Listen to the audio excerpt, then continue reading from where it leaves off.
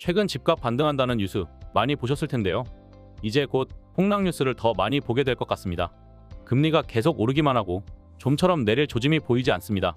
게다가 집값이 고점이라고 생각하는 분들이 아직도 많아 서울 지역만 봐도 가격이 급락하고 있습니다.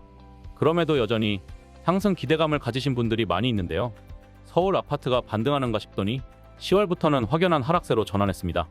8월에는 서울 아파트 평균 거래 가격이 11억대까지 상승했었는데요.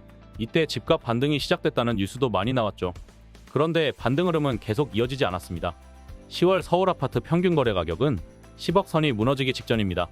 2021년부터 시작된 부동산 폭등기 때는 서울 아파트 평균 거래 가격이 12억대까지 갔었고 2022년 하반기 폭락할 때는 8억대까지 떨어졌었습니다. 올해 1월에 9억대로 살짝 반등하고 나서 이후에는 계속 반등하면서 10억대를 넘었었고 8월에는 11억을 넘기도 했습니다. 그런데 지금은 11억을 정점으로 다시 하락하고 있는 것입니다. 사실 그동안 부동산 시장에 워낙 악재가 많아 하락할 수밖에 없는 상황이었는데요. 정부에서 급격한 가격 하락을 막기 위해 여러 가지 조치를 취했었습니다. 그러나 이제 정부 입장에서는 웬만한 카드는 다 사용했죠. 더 이상 할 수 있는 게 없는 상황까지 와버렸습니다. 정부에서 부동산 PF가 위험해지니까 공급을 살려보겠다고 부동산 PF를 좀 풀어주려고 애를 쓰는데 집값은 안정되지 않고 오히려 증권사만 부동산 PF로 막대한 이익을 보고 있는 것 같습니다. 현재 집값 반등이 끝나고 본격적인 하락 흐름으로 전환했다고까지 할 수는 없지만 지금부터 하락세가 본격적으로 시작한다고 해도 전혀 이상하지 않은 상황입니다. 투자 심리도 얼어붙었고 여러 가지 경제 지표들도 좋지 않아 정말 누구라도 하락을 전망할 수 있는 상황이죠. 무엇보다도 가장 어려운 점은 역시 금리입니다. 대출 없이 부동산을 구입하는 사람은 별로 없죠. 결국 금리가 안정이 돼야 부동산 시장도 좀 돌아가게 되는데 문제는 금리가 도무지 하락할 조짐이 보이지 않는다는 점입니다. 우리나라에서 금리를 못 내리는 이유는 미국 때문입니다. 미국에서 물가를 잡기 위해 금리를 계속 올렸고 우리나라 입장에서는 외화 유출을 막기 위해 미국이 금리를 올리면 같이 올릴 수밖에 없습니다. 그리고 미국발 금리 상승은 결과적으로 우리나라 부동산 시장을 얼어붙게 만들었습니다. 정부에서 그동안 온갖 노력을 해도 잡지 못했던 대한민국 집값을 미국에서 잡아준 셈입니다. 미국은 여전히 물가 상승률이 높아 당분간 금리를 내릴 계획이 없다고 밝혔는데요. 미국에서 금리를 내리지 않으면 우리나라도 금리를 내릴 수가 없습니다. 우리나라 기준금리는 3.5%로 9개월 연속 동결 상태인데요. 당분간은 내릴 가능성이 적습니다. 내리기는커녕 오히려 상승 압박을 견뎌내고 있는 상황이기 때문입니다. 우리나라 시중은행의 주담대 최고금리는 올해 1월에는 8% 넘었다가 다시 5월쯤에는 5%까지 내려왔었습니다. 그런데 6월부터는 다시 반등해서 어느새 주담대의 변동금리 상단이 7%에 재진입했습니다.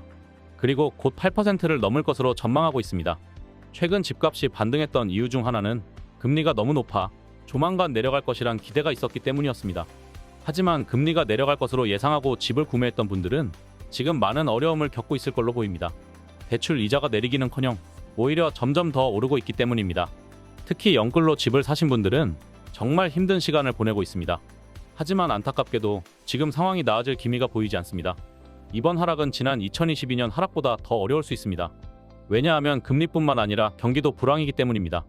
현재 경기가 불황의 사이클에 진입한 시점이기 때문에 이 사이클을 벗어나려면 시간이 필요할 것으로 보입니다.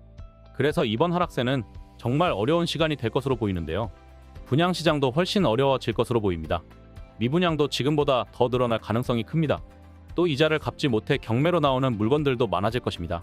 지금도 경매로 많은 매물들이 쏟아져 나오고 있습니다. 그런데 그마저도 한 번에 바로 낙찰되는 경우가 드뭅니다. 경매로 나온 매물들도 고평가라고 생각하는 사람들이 많기 때문이겠죠. 부동산 상승기 때는 경매 시장도 많이 과열됐었는데 지금은 완전히 분위기가 다릅니다. 문제는 집값 하락은 이제부터 시작이라는 것입니다. 그런데도 여전히 주담대는 계속 늘어나고 새로운 영끌족들이 생겨나고 있습니다. 지금 가계대출이 사상 최대다, 가계대출을 줄여야 한다라고 하지만 거꾸로 주담대는 계속 늘고 있습니다. 요즘 은행에 가서 보면 신용대출은 거의 막혀 있습니다. 가계대출이 늘어나는 이유는 신용대출 때문이 아니라 주택담보대출이 많이 늘어나고 있기 때문입니다. 이렇게 감당 못할 대출이 자꾸 늘어나고 그걸 못 갚아서 파산하는 사람들이 많아지면 정부에서는 구제해주고 악순환이 계속됩니다. 우리나라는 부동산 투자로 부자가 된 성공 신화가 많다 보니 지금 이 어려운 시기가 일시적일 것이라고 생각하는 사람들이 많습니다. 여전히 부자로 가는 지름길은 부동산에 있다고 생각하는 분들이 많이 있죠. 부동산 시장이 아무리 어려워도 투자를 부추기는 사람들이 있습니다. 그런데 투자 실패는 그 누구도 책임져 주지 않습니다. 집값이 오른다고 사라고 했던 사람들은 집값이 떨어지면 그 손실을 책임져 주지 않습니다. 손해는 온전히 본인의 몫입니다. 지금 부동산 가격이 적정한 가격인지 본인의 판단으로 분석해야 합니다. 우리나라 부동산은 단기간에 너무 급격하게 올랐습니다. 그리고 많은 분들이 집값이 반토막 나야 한다고 말합니다. 그래야 대한민국의 미래가 있다고 말합니다. 물론 실제로 집값이 반토막 나면 파산하는 사람들이 많아져 큰 사회 문제가 될 것입니다. 그럼에도 이런 이야기가 나오는 이유는 그만큼 대다수의 사람들에게 집값이 너무 비싸다고 느끼는 심리가 지배적이기 때문입니다. 우리나라 집값을 보면 평범한 직장인은 평생 일해도 집을 소유하기 어려울 정도로 비쌉니다. 최근에 50년짜리 주담대가 나와 논란이 된 적이 있었죠. 그런데 50년이 아니라 그 이상 일해도 서울 강남에 있는 집은 소유하기 어렵습니다. 그래서 집 사기를 아예 포기하는 사람들도 많이 있죠. 내 집 마련이 어려워지면서 여러 가지 사회 문제들이 생깁니다. 특히 젊은 세대들이 결혼과 출산을 포기하며 우리나라는 심각한 인구 위기에 처해 있습니다.